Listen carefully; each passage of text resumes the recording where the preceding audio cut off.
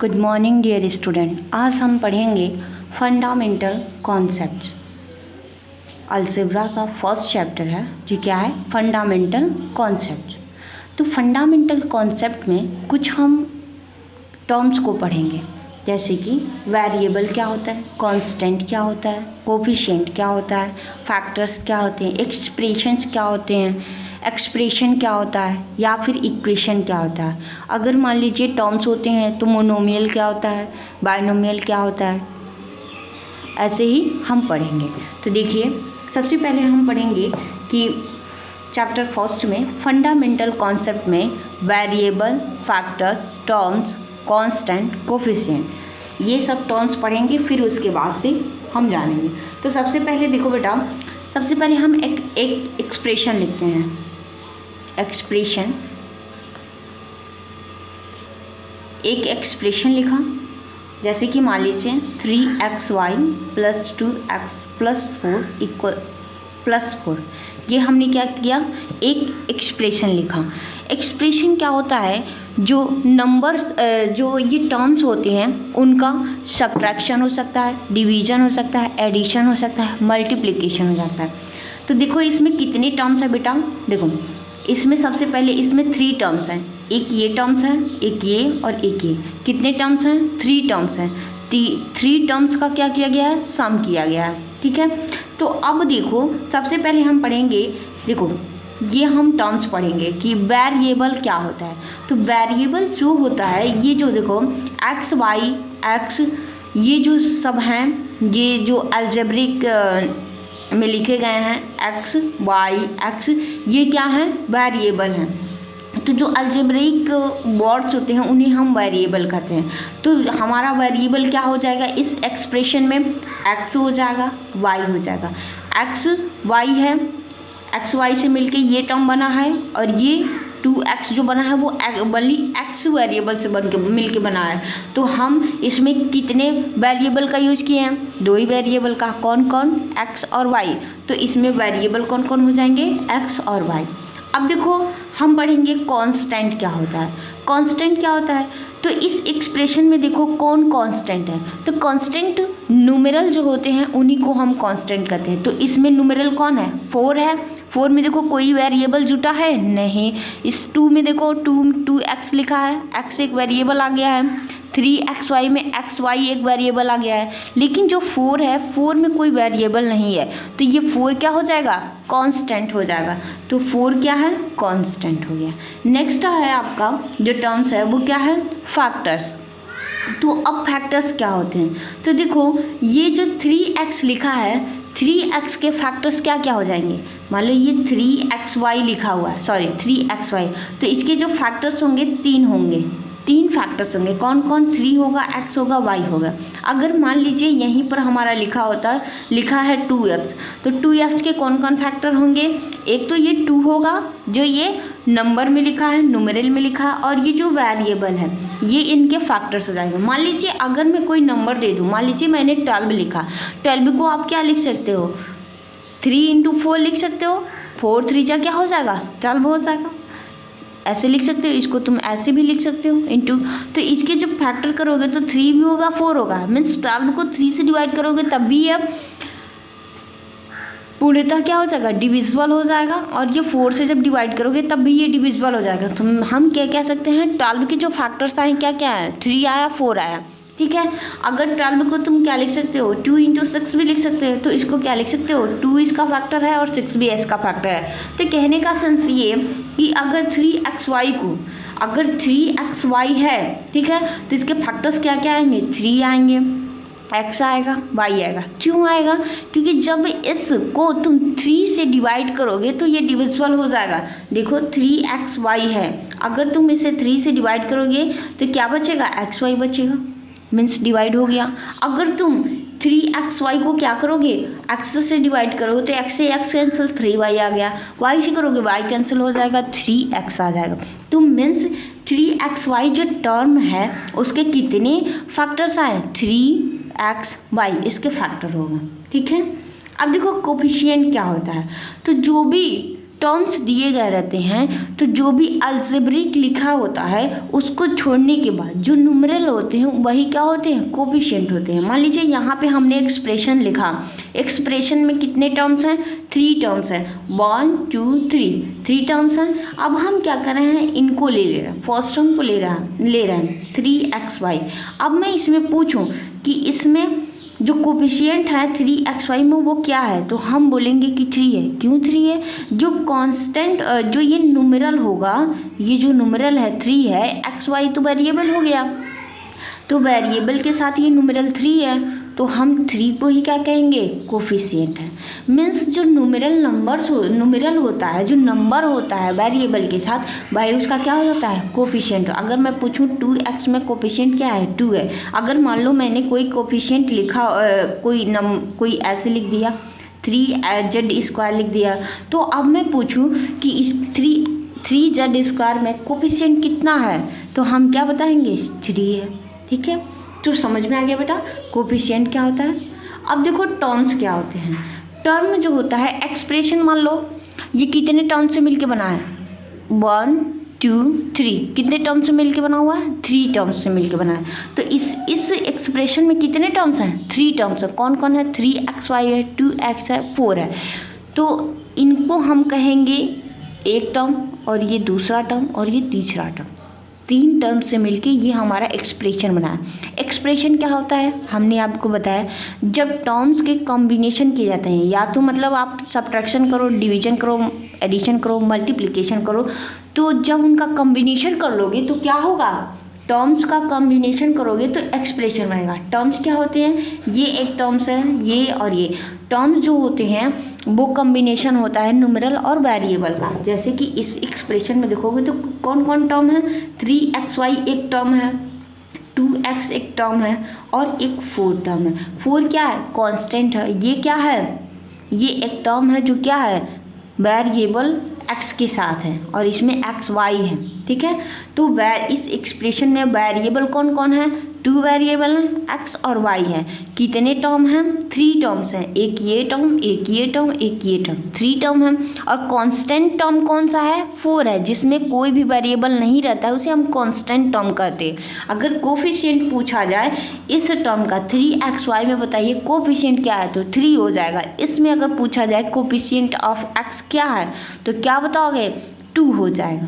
ठीक है, अब फैक्टर्स पूछेगा तो जो भी दिया रहेगा उसको अलग अलग करके, मान लो 3xy का कोफिशिएंट फैक्टर्स पूछेगा तो 3 फैक्टर हो जाएगा, x फैक्टर हो जाएगा, y फैक्टर, 2x में फैक्टर पूछेगा तो 2 एक फैक्टर होगा, x एक फैक्टर होगा। 4 को तुम क्या लिख सकते हो बेटा, 4 को तुम ऐसे लिख सकते हो, 4 × 1 लिख सकते हो, तो इसका फैक्टर क्या हो जाएगा, 4 भी होगा, 1 भी होगा। 4 को तुम क्या लिख सकते हो, 2 × 2 भी लिख सकते हो, तो 2 एक फैक्टर होगा, 2 एक फैक्टर होगा। जैसे भी तुम लिख सको उसको वैसे लिख सकते हो। ठीक है, अब देखो टर्म्स भी जो होते हैं वो 2 तरह के होते हैं, अनलाइक टर्म्स होता है, लाइक टर्म्स होता है। तो जब भी हम एडिशन करते हैं, सब्ट्रैक्शन करते हैं, तो हम क्या करते हैं, लाइक का ही करते हैं, लाइक टर्म्स का ही एडिशन करते हैं, और अनलाइक टर्म्स को ऐसे ही लिखते हैं। जैसे कि मान लीजिए, देखिए टर्म्स जो होते हैं वो 2 तरह के होते हैं, एक लाइक होता है, एक अनलाइक होता है। तो लाइक देखो, लाइक टर्म्स क्या क्या होते हैं, जैसे मान लो हमने 3x लिखा और एक लिखा 2x लिख दिया, तो ये कैसे हो गए, लाइक टर्म्स हो गए। देखो वेरिएबल सेम है, इसमें भी x है और इसमें भी x है, तो ये क्या हो जाएगा, लाइक। इसमें देखो 3x है और ये 2x है, तो ये देखो वेरिएबल क्या है, x है, और इसमें भी वेरिएबल क्या है, x है, तो ये क्या हो जाएंगे, 3x और 2x क्या है, लाइक टर्म्स हैं। और अनलाइक, मान लो अगर मैंने 3x लिख दिया, 3y लिख लिया, ठीक है, और ये -3y लिख दिया, ठीक है, तो इसमें भी देखो वेरिएबल क्या है, y है, और इसमें भी क्या है, वेरिएबल y है, तो ये दोनों क्या हो गए, लाइक टर्म्स हो गए। अब देखो अनलाइक क्या होता है, मैंने लिखा 3xy, ठीक है, और फिर एक लिख दिया 2x। अब देखो इसमें जो वेरिएबल आया वो क्या है, एक्स और वाई आया, लेकिन इस टर्म में वेरिएबल क्या है, एक्स है। ठीक है, तो ये दोनों जो टर्म्स आए हैं, ये दोनों जो टर्म्स जो हैं ये क्या हैं, अनलाइक हैं, क्योंकि यहाँ पर जो वेरिएबल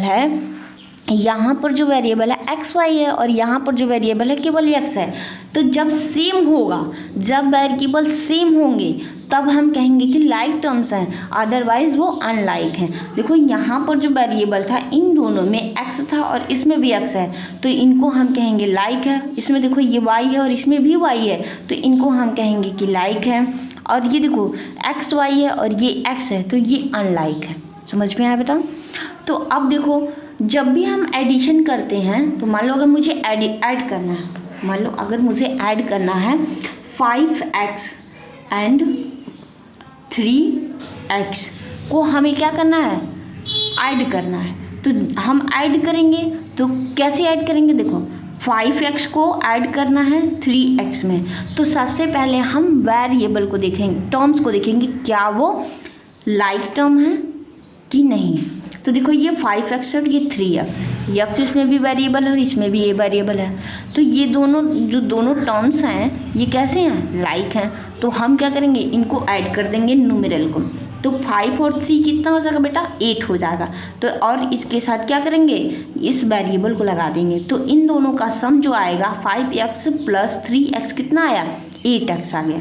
तो जब हम लाइक रहेगा तब हम इस तरह ऐड करेंगे, अगर अनलाइक रहेगा, मान लो अगर हमने एक एग्जांपल आपको ये दिया है कि 3xy है और एक क्या है, इनको एंड लिख लो, और ये मान लो 4x है, इनको हमें क्या करना है, ऐड करना है। तो जब हम इसको ऐड करेंगे तो क्या होगा, कोई, अब देखो ये जो है 3xy में कौन कौन से वेरिएबल है, xy, और 4x में कौन सा वेरिएबल है, x है।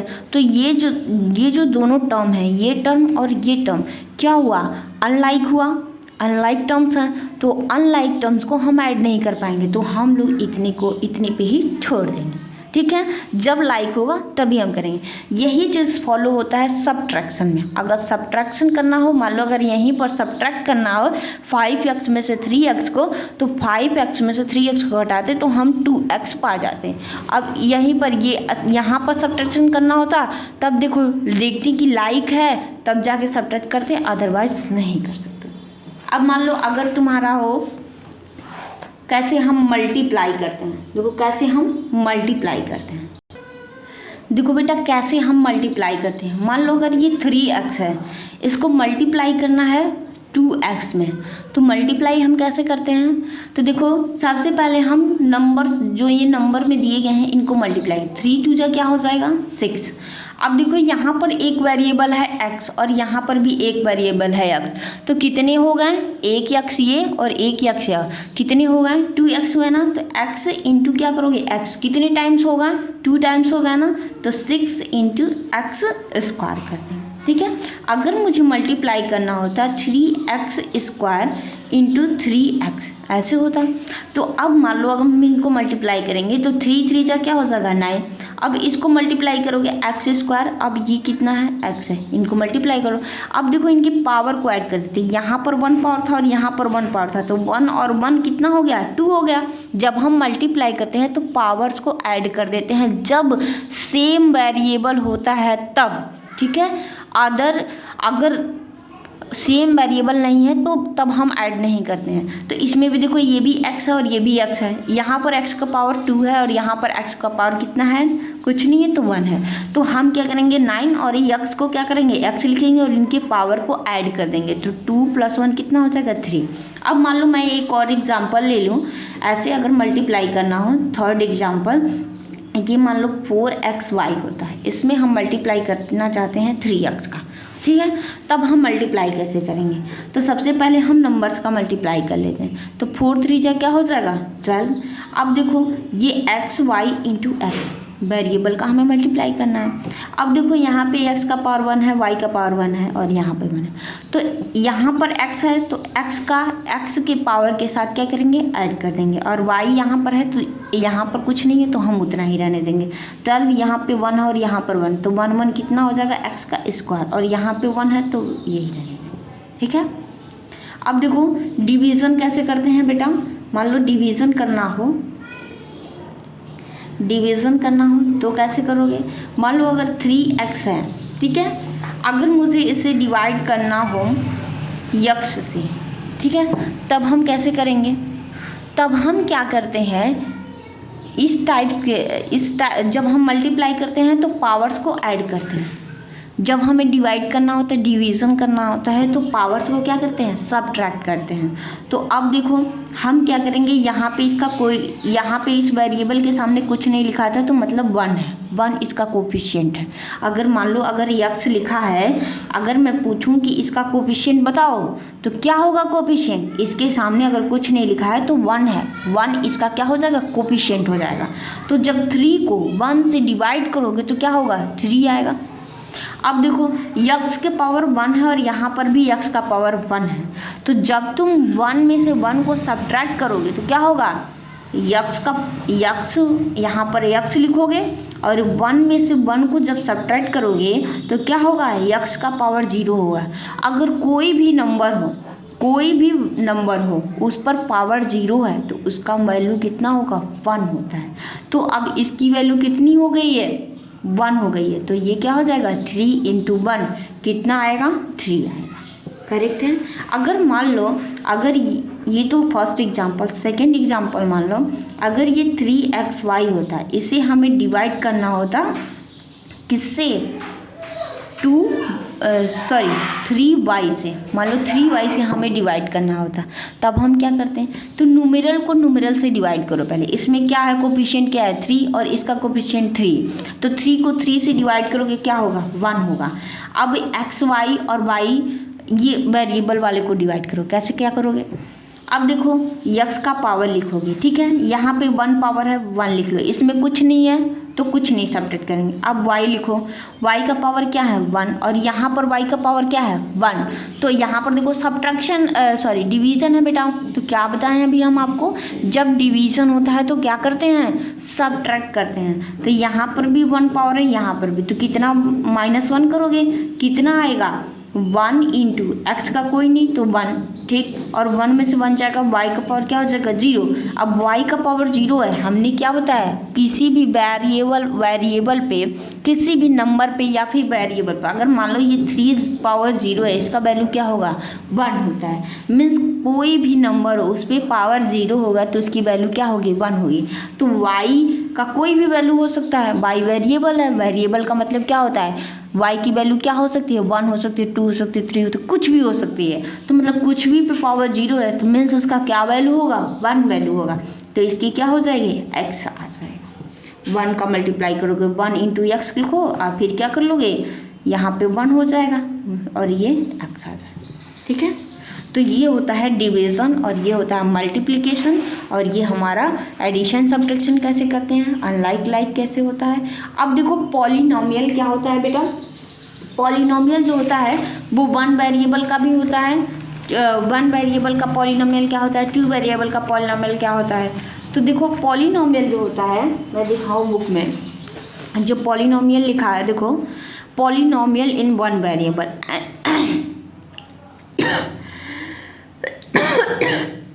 An algebraic expression is called a polynomial in 1 variable if the literal factor, देखो ये लिखा है an algebraic expression is called a polynomial in 1 variable।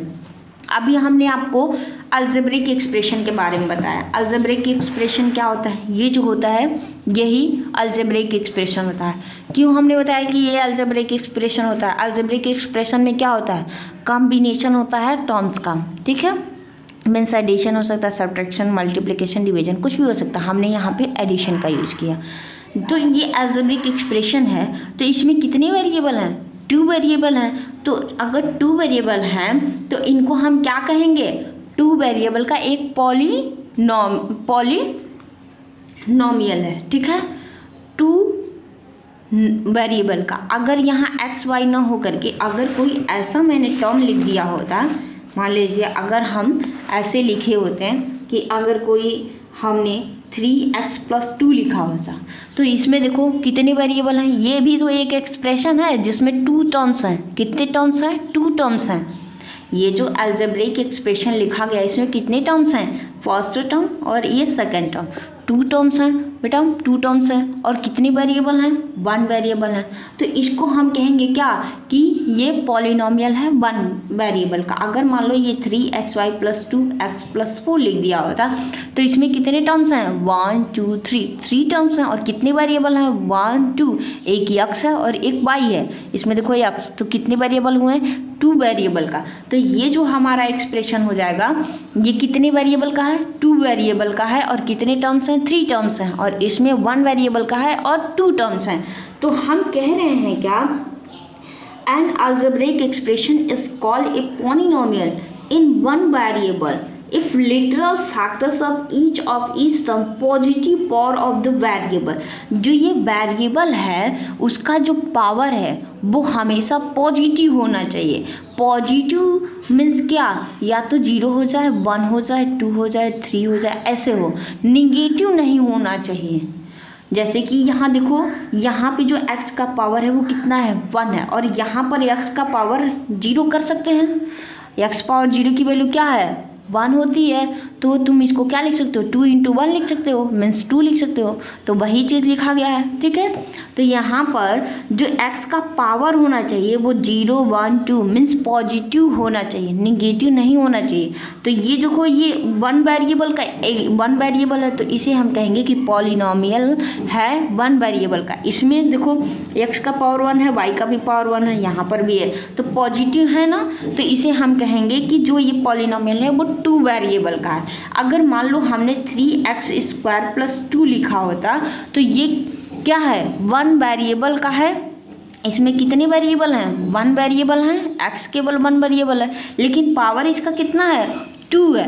तो ये एक क्या है, पॉलिनोमियल है, लेकिन कितने डिग्री का है, 2 डिग्री का है, क्योंकि x का जो हाईएस्ट पावर है यहाँ पर क्या है, 2 आया है। यहाँ पर x का जो पावर है वो 0 है, ठीक है, और यहाँ पर x का जो पावर है वो 2 है। तो ये जो पॉलिनोमियल है वो कितने डिग्री का है, 2 डिग्री का है, ठीक है। समझ में आया।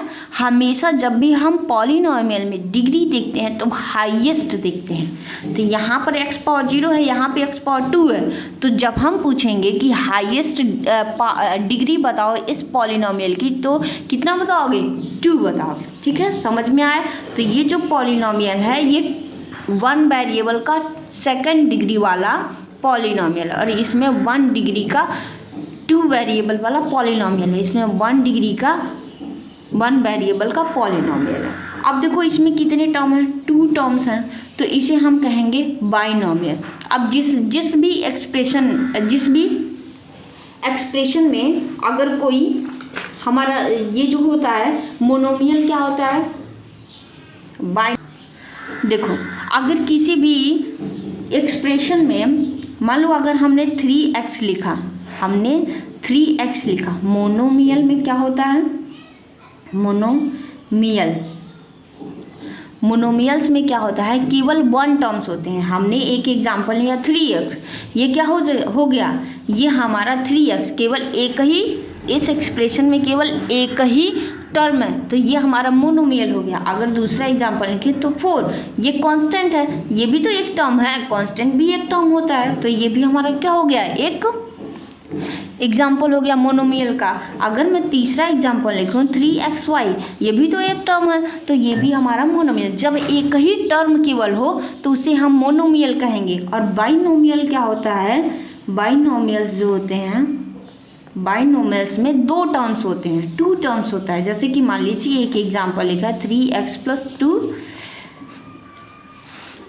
2xy हमने लिखा, तो इसमें कितने टर्म्स है बेटा, 1 और 2 टर्म्स हैं, तो इसलिए हम कहेंगे कि ये क्या है, बाइनोमियल है। सेकेंड एग्जाम्पल अगर हम लिखते हैं 3x² + 2y हमने लिखा, तो इसमें कितने टर्म्स हैं, 1 टर्म्स और 2 टर्म्स, तो ये क्या हो गए, बाइनोमियल। अब देखो नेक्स्ट होता है ट्राइनोमियल।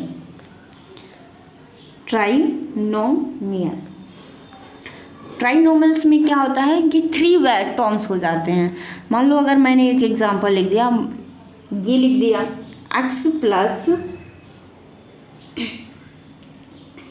z/6, मान लो x प्लस जेड अपॉन 6 लिख दिया, तो इसमें कितने और ये लिख दिया 4 लिख दिया, ठीक है। तो इसमें कितने टर्म्स हैं, एक ये टर्म्स है, एक ये टर्म्स है और एक ये टर्म्स है। तो इसमें x एक टर्म है, z अपॉन 6 एक टर्म है, 4 एक टर्म्स है। तो कितने हुए 1 2 3 टर्म्स हुए, तो इसलिए हम इसे कहेंगे ट्राइनोमियल।